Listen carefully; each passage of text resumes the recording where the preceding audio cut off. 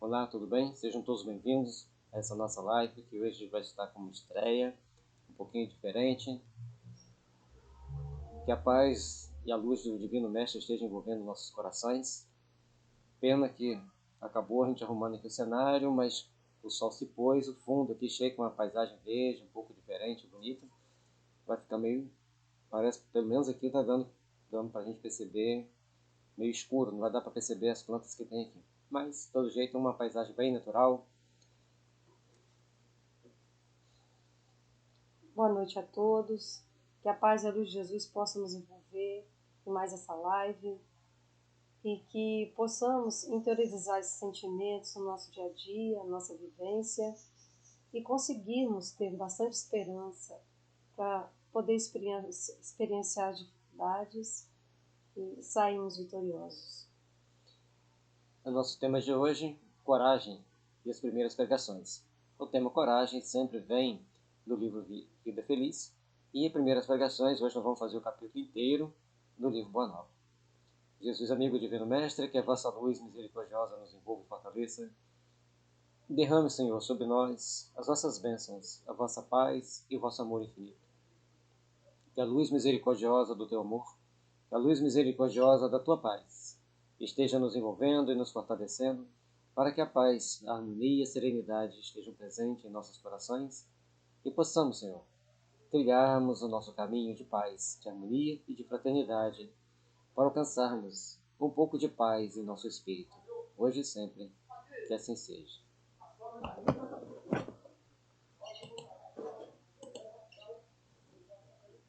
Lição 59, coragem.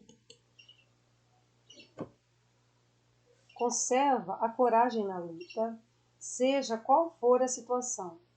Há caminhos menos difíceis de ser percorridos, no entanto, todos exigem que se os vença. Pensa-se que pelo fato de estar se trabalhando pelo bem do próximo, não se enfrentam dificuldades e obstáculos.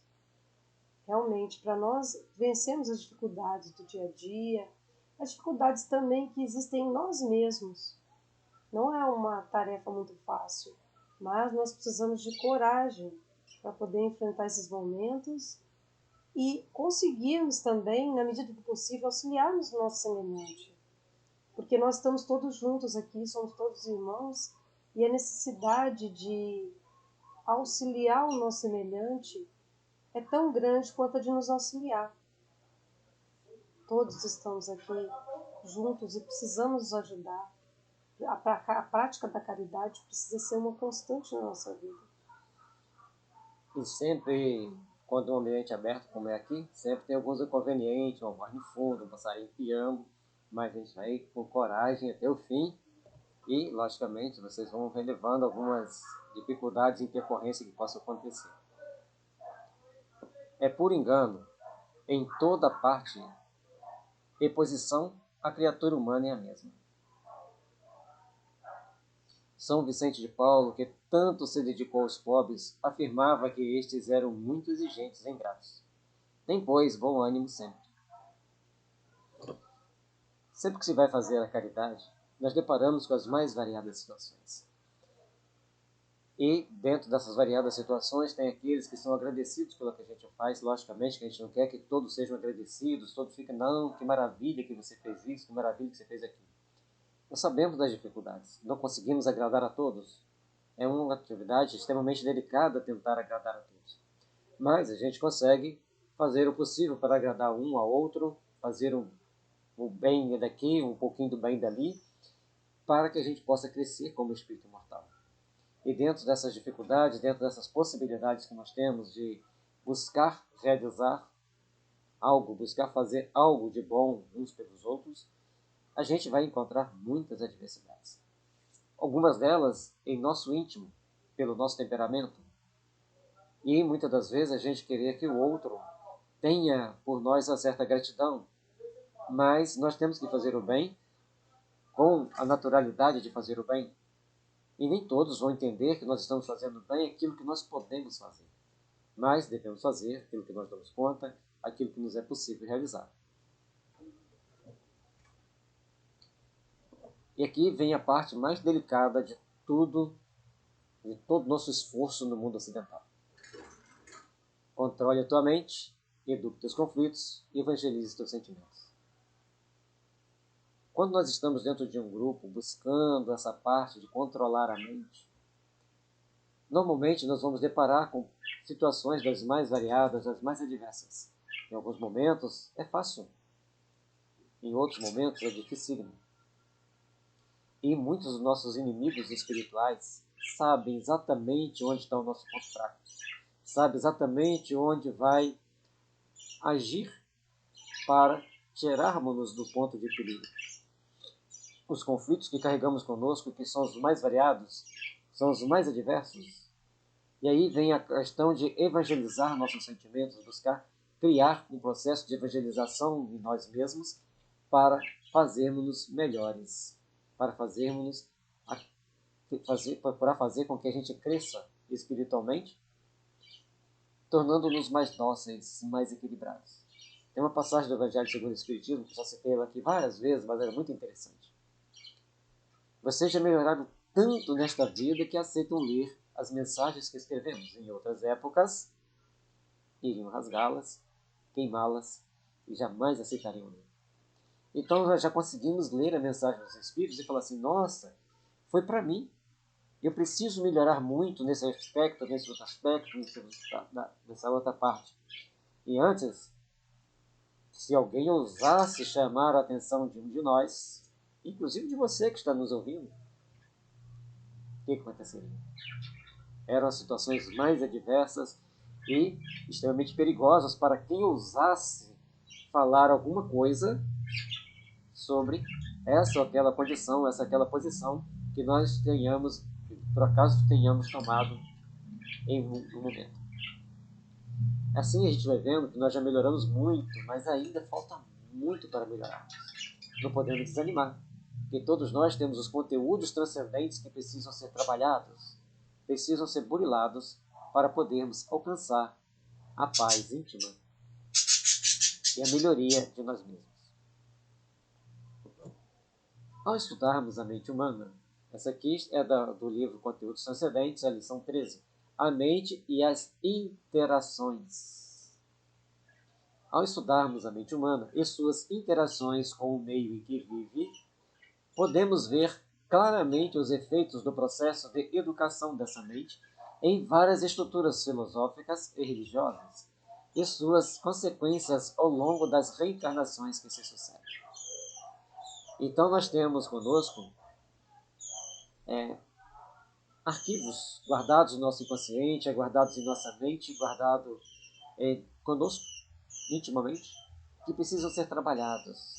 Esses arquivos interferem na nossa mente e assim como um contato com outras pessoas ou outros espíritos vai aflorar mais ou menos esses conflitos conosco. Então nós temos que treinar, trabalhar edificando as forças do bem em nós para que sejamos realmente melhores, para que nos equilibremos diante das situações e procuremos ver que essas interações com as mentes que estão ao nosso redor sofram o mínimo de influência possível, para que a gente possa procurar crescer, procurar melhorarmos espiritualmente para sermos realmente melhores. Mas enquanto nesta vida estamos pensando que temos que melhorar intimamente, lembremos que em outras nem isso a gente pensava. Então se você ainda tem falhas, opa, beleza, mas eu já entendo que eu tenho falhas. Eu entendo que eu tenho que melhorar. Eu entendo que eu tenho que me aperfeiçoar. Tem certas limitações que está naquilo que a justiça divina nos tem. Existem certas intoxicações que nós vimos em estudos anteriores, também das lições do conteúdo transcendente, que podem alterar nosso padrão mental, deixando-nos, então, mais tensos ou menos tensos. Tudo isso, então, traz para nós um conjunto de atos e fatos que vão nos ajudar a nos burilar. Alguns vão nos deixar arrependidos depois, precisando de reparar. Outros vão nos deixar enaltecidos, assim, conseguir superar essa adversidade. E assim, cada um de nós vamos conquistando um passo de cada vez. Tá? É a questão das interações que nós temos com o meio que nós vivemos, nós temos que estar sempre atentos a essas interações, porque elas influenciam a nossa vida, o nosso dia a dia. Então, nós temos que aprender a manter um equilíbrio mental para a gente poder também fazer uma boa interação com o outro, para a gente tentar colocar equilíbrio também na vida do outro. Porque assim como o outro exerce influência sobre nós, nós também exercemos influência sobre o outro. Então, quanto mais nós permanecermos vigilantes, mais nós vamos conseguir esse equilíbrio. Equilíbrio emocional, tá? Equilíbrio mental é outra coisa. Então, capítulo 6, o Cristo Consolador.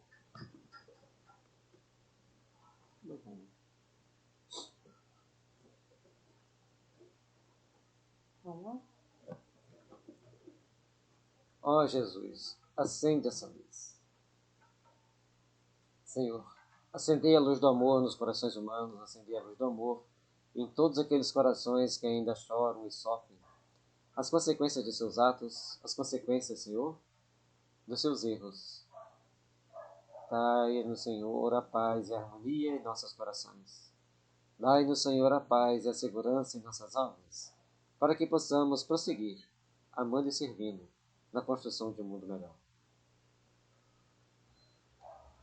Então, coragem, primeiras pregações. Advento do Espírito de Verdade. Venho instruir e consolar os pobres deserdados. Venho dizer-lhes que eleve a sua resignação ao nível de suas provas, que chorem, porquanto a dor foi sagrada no jardim das oliveiras, mas que esperem, pois que também a eles os anjos consoladores lhes virão enxugar as lágrimas. Sempre esse capítulo, para mim, é um dos capítulos mais bonitos que tem, né? E o Espírito de Verdade vem aí transmitir várias mensagens mostrando para a gente a esperança que a gente tem que ter, que a gente deve passar pelas situações difíceis, mesmo que sejam situações muito difíceis e que a dor vier, mas que nós vamos conseguir transcender aquela situação, nós vamos conseguir superar aquela situação. Então é um capítulo muito bonito para mim, inclusive é o capítulo mais bonito do Evangelho. E instruir, consolar pobres deserdados. É uma lição, portanto, o nome do capítulo é o Cristo Consolador. Traz para nós reflexões extremamente importantes para o nosso dia a dia, para a nossa caminhada. Porque o Cristo sempre nos consola, porque Ele sempre nos ampara. Ele espera que cada um de nós possamos dar o possível para elaborar um mundo melhor ao nosso redor. Mas é o possível. Dentro daquilo, das nossas possibilidades, que a gente faça aquilo que nos é possível fazer. Conforme dissemos antes, erramos, caímos, buscamos nos levantar, buscamos nos interagir para nos melhorar, procuramos fazer o melhor que nós damos conta. Nem sempre é possível.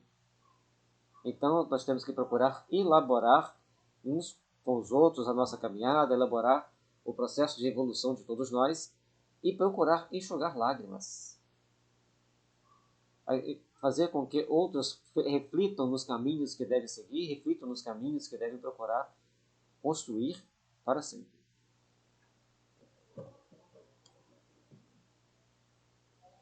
Agora a gente vai ver o livro dos Espíritos. Jesus, abençoa-nos, Senhor. Jesus, abençoa-nos, Senhor. Jesus, abençoa-nos, Senhor. Jesus, abençoai o coração da humanidade para que o teu amor possa brotar em cada um deles.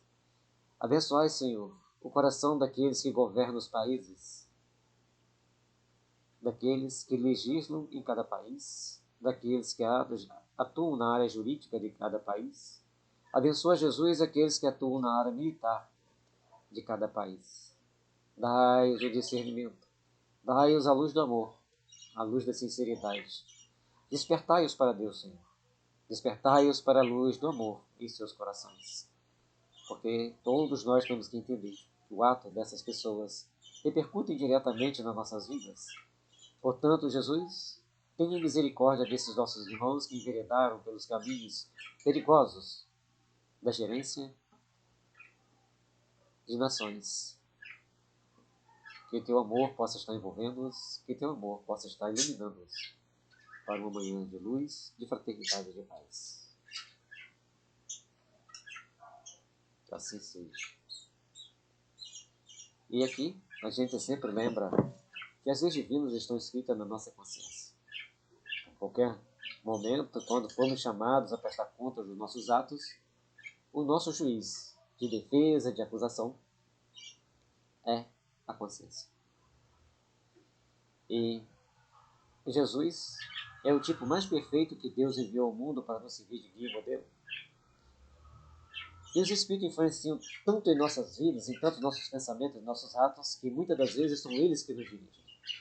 Portanto, nós temos que aprender a sintonizar com os bons. Mas existem momentos que os maus podem tomar o lugar por vigilância nossa. Portanto, devemos estar bastante vigilantes para não só não cairmos nas tentações do mal, como também saber discernir o necessário do supérfluo, o bom do mal, para que possamos caminhar sempre na direção do nosso refazimento íntimo, da nossa melhoria interior. O sentimento íntimo que temos da existência de Deus não poderia ser fruto da educação, resultado de ideias adquiridas? Se assim fosse, por que existiria nos vossos selvagens esse sentimento? Se o sentimento da existência de um ser supremo fosse tão somente produto de um ensino, não seria universal e não existiria senão os que houvessem podido receber esse ensino, conforme se dá com as noções científicas. Então nós temos íncito em nós a Deus. Ele está íncito em nós. Não é algo fruto do ensino, porque, como os próprios espíritos nos informam, até os selvagens têm essa intuição. Mas às vezes eles chamam de deuses e dão nomes a vários deuses, mas eles têm essa intuição que existe o ser supremo, superior. Mas a questão da educação, Kardec depois vai, junto com os espíritos, ele vai trazer para a gente um conjunto de reflexões importantes que nós devemos fazer. Todos devemos procurar refletir nesses ensinamentos. Mas hoje existe, principalmente entre as pessoas mais intelectualizadas, uma dificuldade de acreditar em Deus. Porque as pessoas pensam assim: se Deus existe e Ele é tão bom, por que existe tanta maldade, tanta coisa ruim nesse mundo?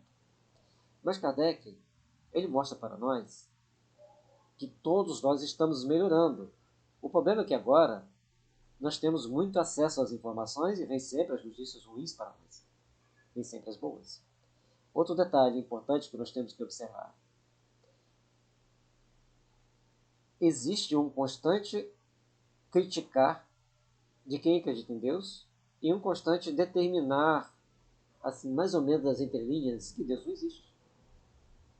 Ou vão criando mecanismos sutis para fazer com que as pessoas desacreditem em Deus. E nós temos o trabalho, então, de esclarecer os meandros. E Kardec deixou claro para nós o seguinte: olhe para o universo. Veja as perfeições que existem nele.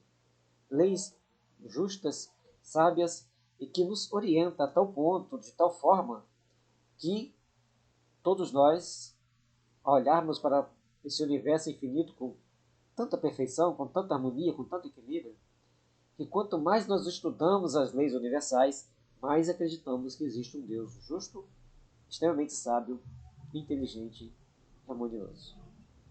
Por isso, nós temos que procurar entender esse princípio de Deus, não do ponto de vista das ações dos homens, mas da beleza e da esplêndida natureza. Assim como a pessoa que foi convidada a fazer o estudo do genoma humano, que era um estatístico, ele teve que estudar um pouco de biologia para ele fazer todas as estatísticas, porque ele era considerado o melhor estatístico do mundo.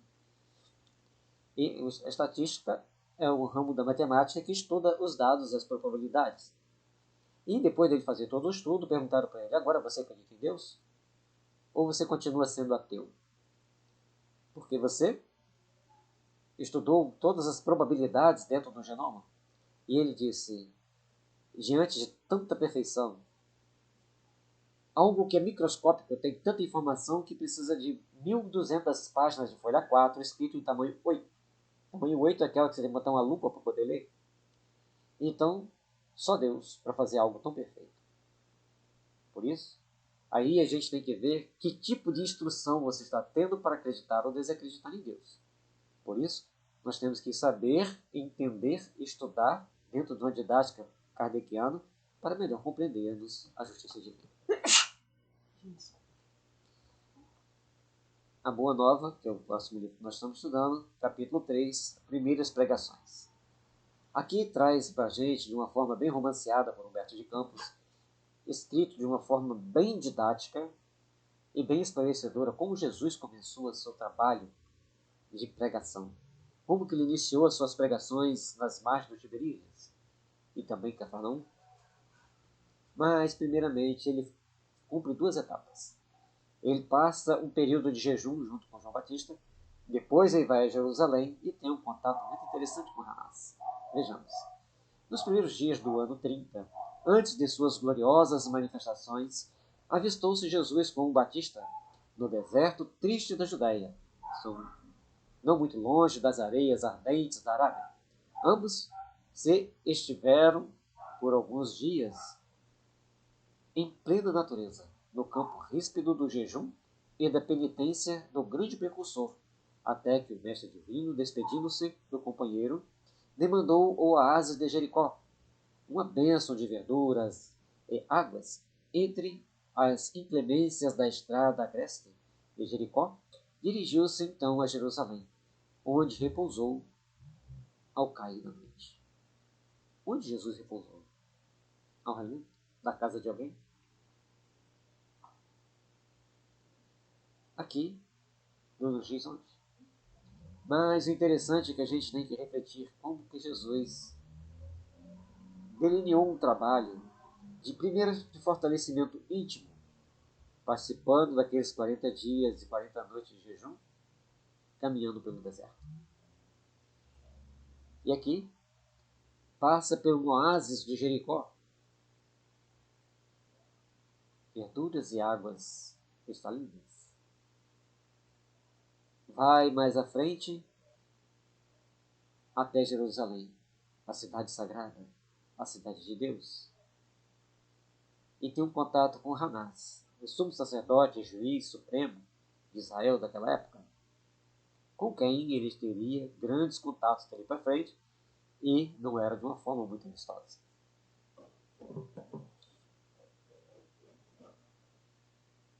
Sentado como um peregrino nas adjacências do templo, Jesus foi notado por um grupo de sacerdotes e pensadores ociosos, que se sentiram atraídos pelos seus traços de formosa originalidade e pelo seu olhar lúcido e profundo.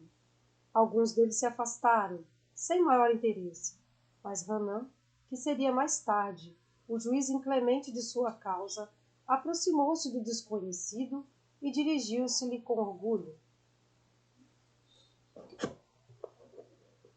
E uma coisa que ele coloca aqui interessante, ele tinha traços muito característicos. Originalidade. Qual originalidade?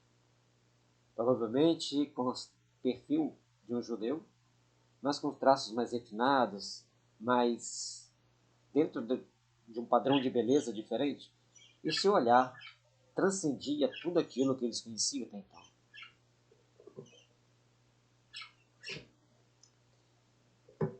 Galileu, o que fazes na cidade?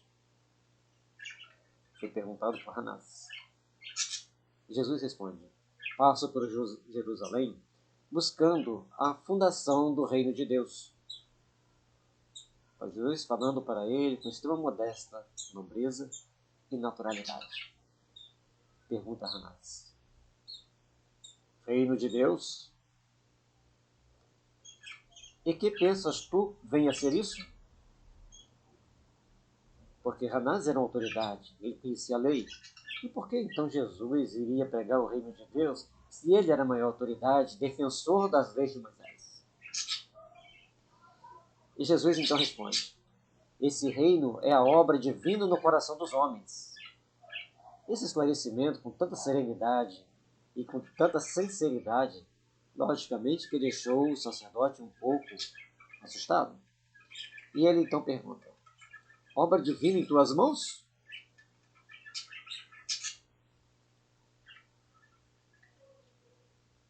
e dá uma gargalhada de desprezo. Quem era aquele homem com um traje simples, mas de um rosto tão singular? Uma beleza que passava também pureza e sinceridade. Um olhar que media cada expressão das pessoas e lia no fundo da alma.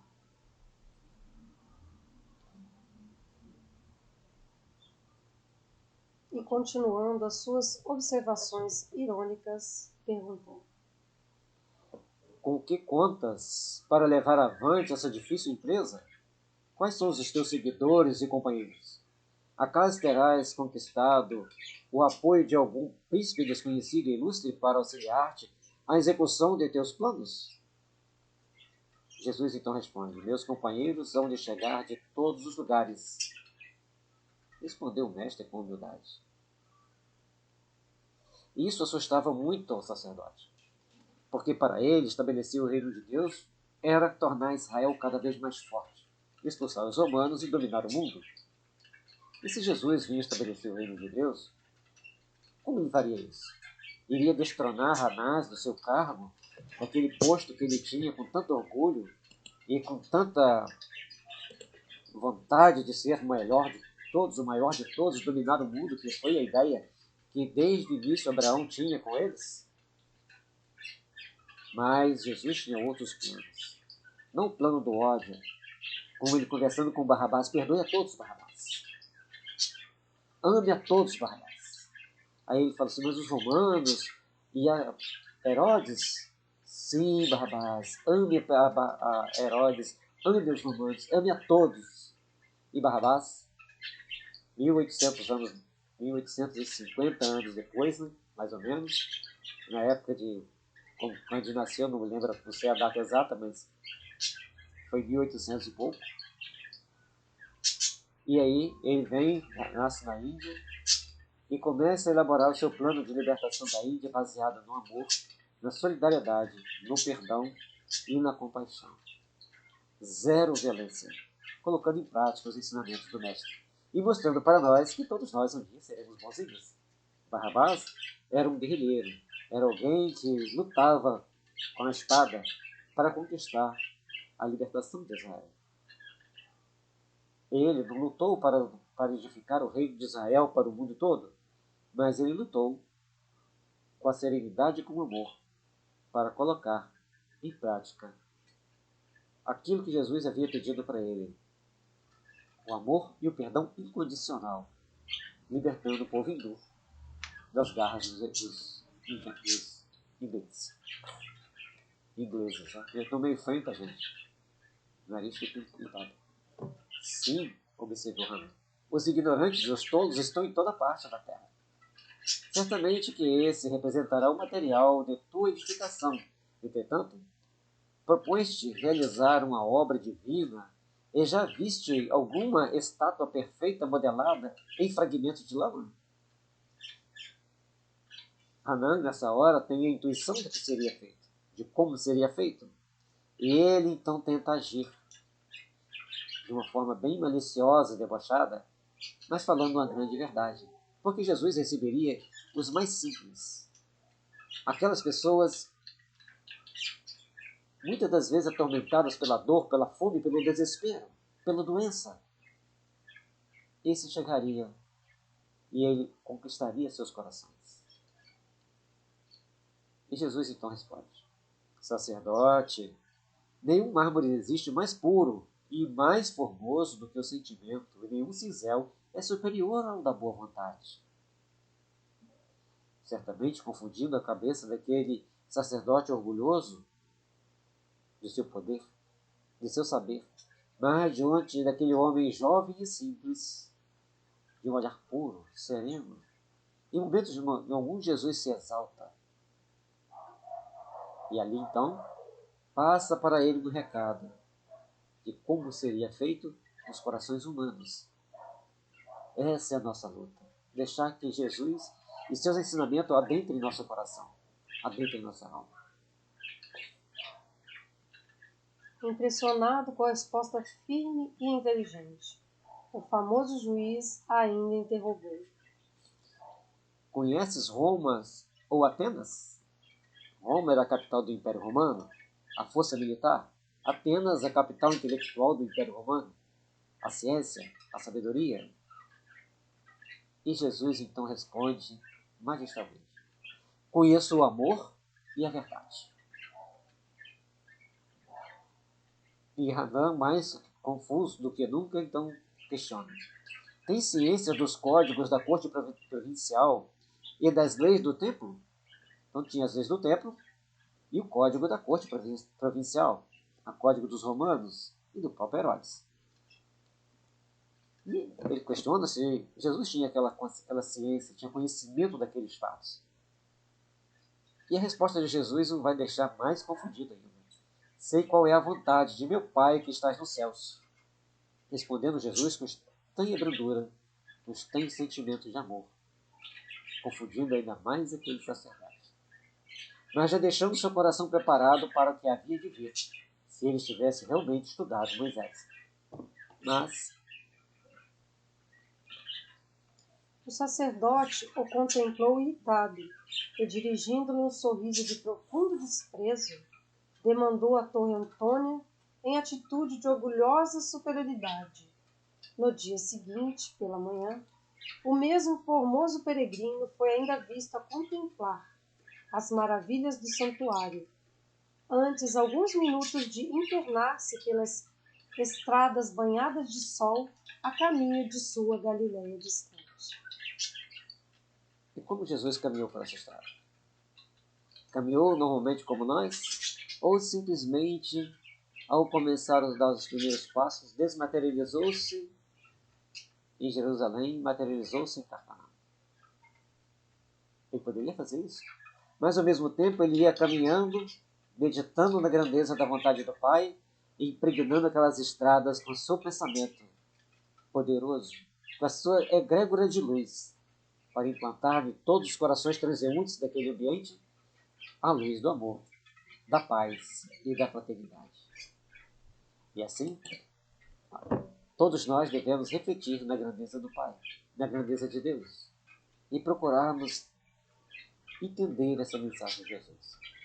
Tem 2 livros que relatam que chama Mulheres Fascinantes e Homens Notáveis. Então fala que aquelas regiões, na época que Jesus estava ali, ao olhar pela janela ao entardecer, tinha uma estranha luz azulada que permeava todo o ambiente, deixando uma situação de paz. E essa luz azulada convenceu muitos corações romanos a abrirem-se para a verdade, para o amor, e converterem silenciosamente ao cristianismo, aliviando muitas dores e muitos atos que os judeus gostariam de fazer naquela época.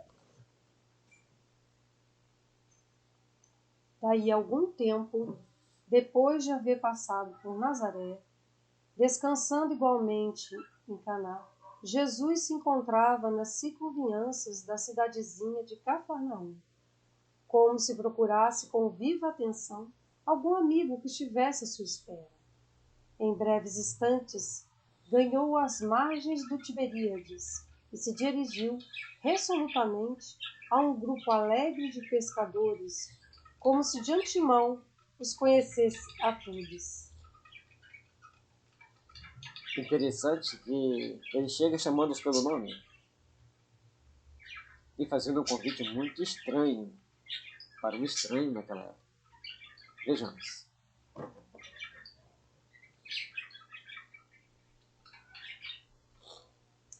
A manhã era bela, no seu manto diáfano de radiosas neblinas.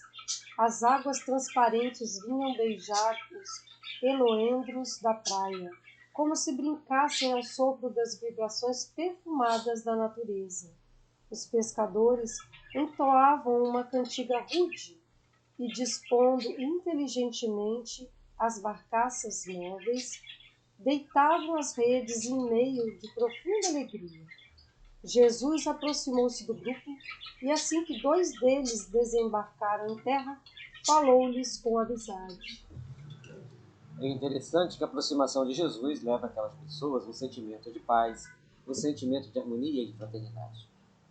E todos nós, então, começamos a refletir naquelas energias que o Mestre ali deixou. de amor, de paz e de serenidade. Vejamos o diálogo. Simão e André, filho de Jonas, venho da parte de Deus e vos convido a trabalhar pela instituição do seu reino na terra. Imagine alguém chegar para nós hoje e fazer um convite desse. Então nós temos que ver que aqueles espíritos eram espíritos preparados. Eram espíritos que estavam ali, já trabalhados pelos séculos, e preparados no plano espiritual para aquele encontro, e certamente no desdobramento durante do sono, Jesus os encontrava e os preparava espiritualmente para isso. Vejamos. André lembrou-se de já o ter visto nas cercanias de Betsaida e do que lhe haviam dito a seu respeito, enquanto que Simão, embora agradavelmente surpreendido, o contemplava enleado, mas quase a um só tempo, dando expansão aos seus temperamentos acolhedores e sinceros, exclamaram respeitosamente: Sede bem-vindo. Eles próprios, ali sendo convidados, eles duvidavam, né? Fazia aquele sorriso de mofa, ficava ouvindo, conforme está ali, que ele olhou assim de uma forma ilhada, quer dizer, de uma forma meio irônica, meio duvidosa, mas procurando encontrar uma resposta no seu coração. Logicamente que queria.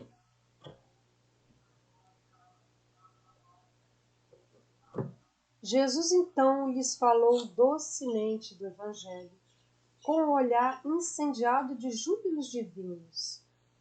Estando muitos outros companheiros do lago a observar de longe os três, André, manifestando a sua tocante ingenuidade, exclamou comovido: Um rei? Mas em Cafarnaum existem tão poucas casas. Ao que Pedro obtemperou como se a boa vontade devesse suprir todas as deficiências.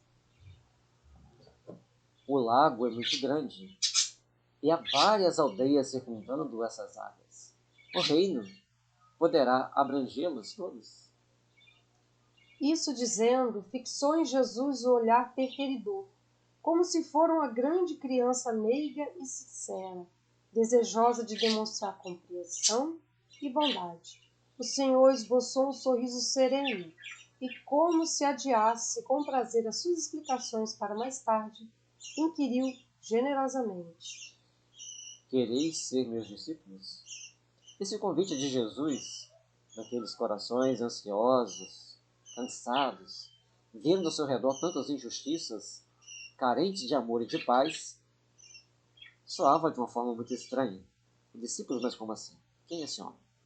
Mas ao mesmo tempo uma força estranha os convidava a continuar junto do Mestre, a caminharem, prosseguindo a sua jornada de luz e de esperança e de paz. André e Simão se interrogaram a si mesmos, permutando sentimentos de admiração embevecida. Refletia Pedro: que homem seria aquele? Onde já lhe escutara o timbre carinhoso da voz íntima e familiar? Ambos os pescadores se esforçavam por dilatar o domínio de suas lembranças, de modo a encontrá-lo nas recordações mais queridas. Não sabiam, porém, como explicar aquela fonte de confiança e de amor que lhes brotava no âmago do espírito, e sem hesitarem, sem uma sombra de dúvida, responderam simultaneamente: Senhor, seguiremos os teus passos. Jesus os abraçou com imensa ternura e, como os demais companheiros se mostrassem admirados e trocassem entre si ditérios ridicularizadores, o mestre, acompanhado de ambos e de grande grupo de curiosos, se encaminhou para o centro de Cafarnaum, onde se erguia a intendência de Antipas. Entrou calmamente na coletoria e, avistando um funcionário culto, conhecido publicano da cidade, perguntou-lhe: Que fazes tu, Levi? Interessante que ele ia exatamente onde estavam as pessoas que ele precisava convidar para o trabalho. O interpelado fixou-o com surpresa, mas seduzido pelo suave magnetismo de seu olhar, respondeu sem demora. Recolhe os impostos do povo devido a Herodes. Então Jesus faz uma outra pergunta com a voz firme, mas cheia de doçura. Queres vir comigo para recolher os bens do céu? Logicamente, aquele coletor de impostos ficou admirado, mas como recolher os bens do céu? Até então, os bens do céu eram recolhidos nas doações que se faziam ao templo e nos impostos que se davam aos templos. Levi, que seria mais tarde o apóstolo Mateus, sem que pudesse definir as santas emoções que lhe dominaram a alma, atendeu comovido. Senhor, estou pronto. Você teria coragem de abandonar um cargo comparado hoje a um auditor fiscal da Receita Federal, com altíssimo salário, comparado ao salário da maioria dos brasileiros, abandonar tudo, virar as costas e seguir o Cristo? Olha para o desprendimento de Levi. Ele tinha um cargo muito bem remunerado e que lhe dava um posto não muito bem visto pela sociedade, porque era para coletar imposto, mas ao mesmo tempo era um cargo que lhe dava prestígio político e social. Ele abandona e segue o Cristo. Estou pronto. Então vamos, disse Jesus, abençoando. Em seguida, o numeroso grupo se dirigiu para a casa de Simão Pedro, que oferecera ao Messias acolhida sincera em sua residência humilde, onde o Cristo fez a primeira exposição de sua consoladora doutrina, esclarecendo que a adesão desejada era do coração sincero e puro, para sempre, às claridades do seu reino. Iniciou-se naquele instante a eterna união dos inseparáveis companheiros. Naquele momento, aquele pequeno grupo de 3 começava então, junto com Jesus e mais aqueles outros curiosos que ali estavam, começa a pregação do Evangelho que seria para sempre. E até hoje, logicamente, que os apóstolos, nas missões sublimes da espiritualidade superior, ordenam a distribuição do Evangelho em nossos corações, para que possamos, então, sorver dessa luz e tentar lutar contra as adversidades para evangelizar nossos inimigos do passado e procurarmos encontrarmos em paz de consciência para o grande trabalho de renovação de nossos sentimentos para o encontro com o Pai. Na tarde desse mesmo dia, o mestre fez a primeira pregação da Boa Nova da praça, ampla, cercada de verdura e situada naturalmente junto às águas. A casa de Simão Pedro foi o início do trabalho, mas para atender a tantos curiosos, a tantos que estavam ali querendo sorver aquelas palavras divinas, ele vai para uma praça pública onde tinha espaço para mais gente. No céu vibravam harmoniosas vespertinas, como se a tarde possuísse também uma alma sensível. As árvores vizinhas acenavam os ramos verdes ao vento do crepúsculo, como mãos da natureza que convidasse os homens à celebração daquele primeiro ágape. As aves ariscas pousavam de leve nas alcaparreiras mais próximas, como se também desejassem senti-lo. E na praia extensa se acotovelava grande multidão de pescadores rústicos, de mulheres aflitas por continuadas flagelações, de crianças sujas e abandonadas, misturados publicanos, pecadores, com homens analfabetos e simples que haviam acorrido, ansiosos por ouvi-lo. O interessante que a gente vê é que a multidão que ia tinha pobres, ricos, crianças abandonadas, ou seja, todas as pessoas que estavam naquela cidadezinha pequena foram até ele. Não se sabe qual o número da população de Cafarnaum naquela época, mas todos, pelo que a gente vê, praticamente toda a vila, toda a aldeia foi até Jesus para ouvir a sua palavra. Mas nem todos souberam sorvê-la. Por isso, mais tarde ele fala a parábola do grande semeador. Jesus contemplou a multidão e enviou-lhe um sorriso de satisfação. Contrariamente às ironias de Ramã, ele aproveitaria o sentimento como mármore precioso e a boa vontade como cinzel divino. Os ignorantes do mundo, os fracos, os sofredores, os desalentados, os doentes e os pecadores seriam em suas mãos o material de base para a sua construção eterna e sublime. Converteria toda a miséria e toda dor num cântico de alegria e, tomado pelas inspirações sagradas de Deus, começou a falar da maravilhosa beleza do seu reino.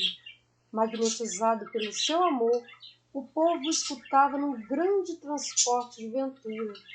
No céu havia uma vibração de claridade desconhecida. O cenário é muito bonito, maravilhoso. Imagine-nos nós, naquele momento tão abençoado, com todas essas energias, com todo esse chamamento de Jesus. E o interessante é a gente ver que tinha também no ambiente as energias psíquicas impregnadas, dando um tom especial naquele aroma, naquela toda a psicosfera reinante naquele ambiente. Ao longe, no firmamento de Cafarnaum, o horizonte se tornara um deslumbramento de luz bem no alto.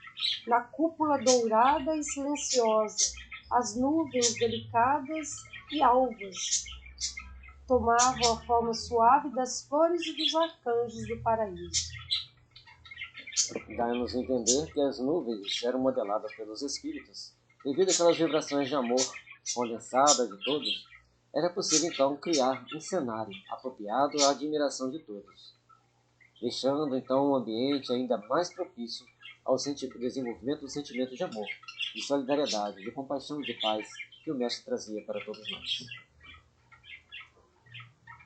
Agora a gente vai para o livro Caminho, Verdade e Vida, uma lição que vai complementar essa aqui. O cego de Jericó, dizendo: que queres que te faça? E ele respondeu: Senhor, que eu vejo. Lucas capítulo 18, versículo 41. Então o cego faz grande barulho, grande gritaria ao longo do caminho, e a multidão queria que ele se calasse, mas ele gritava mais alto, e Jesus vai até ele e pergunta o que quer que ele faça. O cego de Jericó é das grandes figuras dos ensinamentos evangélicos. Informa-nos a narrativa de Lucas que o infeliz andava pelo caminho mendigando. Sentindo a aproximação do mestre, pôs-se a gritar, implorando a misericórdia. Irritam-se os populares em face de tão insistentes rogativas.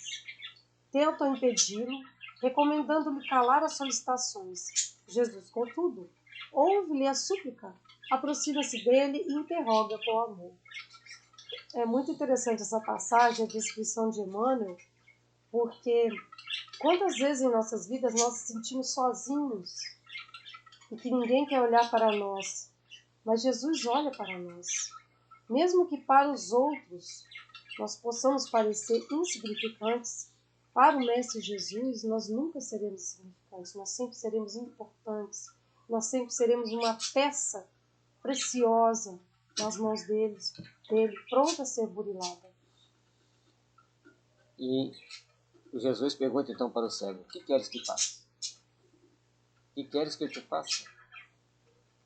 À frente do magnânimo dispensador dos bens divinos, recebendo a liberdade tão ampla, o pedinte sincero responde apenas isto: Senhor, que eu vejo. O propósito desse cego, honesto e humilde, deveria ser o nosso em todas as circunstâncias da vida. Ver no sentido cristão do que Jesus falava era enxergarmos com os olhos de ver a realidade. Jesus não olhava para as pessoas e via aquela representação da máscara da personalidade que estava ali presente. Ele via o seu histórico de vida ao longo das suas existências. E ao deparar, então, com aquele cego de Jericó, ele tinha ali diante dele alguém que representava na história alguma coisa importante dentro dos princípios cristãos, entre os hebreus, e que precisava daquela bênção para continuar uma jornada de trabalho e de luz. E lembre-se que Jesus sempre curava segundo a fé da pessoa, segundo aquilo que ele poderia fazer de bom dali para frente. Embora alguns nem não atendiam esse requisito e voltavam a adoecer. Segundo algumas crônicas de Humberto de Campos, Emmanuel e vários outros livros que vêm complementar o Evangelho do Cristo. Mergulhados na carne ou fora dela, somos às vezes esse mendigo de Jericó, esmolando as margens da estrada comum. Chama-nos a vida, o trabalho apela para nós, abençoa-nos a luz do conhecimento, mas permanecemos indecisos, sem coragem de marchar para a realização elevada que nos compete atingir. E quando surge a oportunidade de nosso encontro espiritual com Cristo, além de sentirmos que o mundo se volta contra nós, induzindo-nos à indiferença, é muito raro sabermos pedir sensatamente. Então, nos momentos difíceis, nós temos que ter a força de pedir sensatamente o que queremos. Porque quando estamos em situações difíceis, muitas vezes, o nosso discernimento das coisas fica alterado. Então, nós temos que ter muito cuidado com o que nós pedimos. Para procurarmos também aqui saber o que pedir e saber fazer bom uso daquilo que a gente vai receber. Porque se você pedir, você vai receber alguma coisa. Por isso mesmo, é muito valiosa a recordação do padrezinho mencionado no versículo de Lucas. Porquanto não é preciso compareçamos diante do Mestre com volumosa bagagem de rogativas. Basta-lhe peçamos o dom de ver, com a exata compreensão das particularidades do caminho evolutivo, que o Senhor, portanto, nos faça enxergar todos os fenômenos e situações, pessoas e coisas com amor e justiça, e possuiremos o necessário à nossa alegria imortal. Peçamos a Deus, acima de tudo, paz, sabedoria para discernir, e que saibamos buscar essa paz e construir essa paz ao nosso redor. Que tenhamos a sabedoria para discernir os caminhos que temos que seguir para que não venhamos a sofrer as injunções dessa jornada. Cada um de nós temos dentro de nós uma luz que vai nos ajudar a discernir. E Paulo, nas suas cartas, ele diz que aquele que não vivencia o Evangelho acaba caindo em armadilhas, mas aquele que vivencia o Evangelho vai vivenciando as experiências, vai vivenciando o caminho para que a luz se estabeleça em seu coração. Todos nós vamos procurar então construir a paz íntima e o fortalecimento de nosso sentimento, para que procuremos assim construir as bases da paz, da harmonia e da fraternidade. Que as luzes do amor divino, que as luzes da paz, da esperança e da fraternidade estejam sempre brotando em nossos corações. Querido Deus, querido Mestre Jesus, querida equipe Espiritualidade Amiga, nossos espíritos protetores, nossos mentores, de todos nós que aqui estamos, agradecemos a oportunidade dessa leitura edificante, do comentário singelo. Agradecemos a oportunidade de sabermos o quanto que o Cristo nos ama, o quanto que Ele luta até hoje por nós, por todos nós. Pedimos que as bênçãos do Cristo, do amor, da caridade, possam estar envolvendo os nossos lares, possam estar iluminando as nossas mentes e que possamos a cada dia renovar as nossas atitudes no bem. Que assim seja. Uma boa noite a todos, que a paz e a luz de Cristo possa estar envolvendo a todos vocês.